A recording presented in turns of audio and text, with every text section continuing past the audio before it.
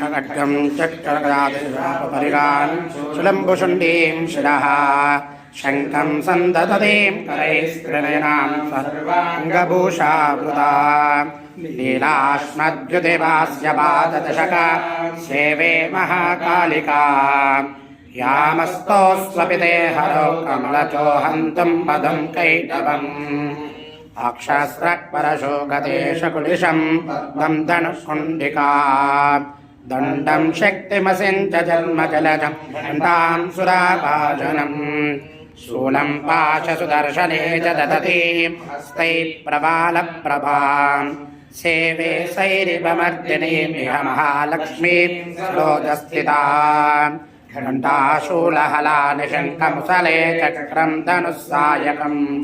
हस्ताब्जैर्दधतीं गणान्तविलक्षितां सुतुल्यप्रभां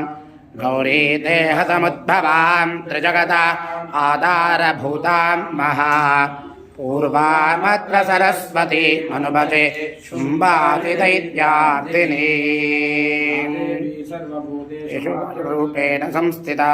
नमस्तस्यै नमस्तस्यै नमस्तस्यै नमो नमः।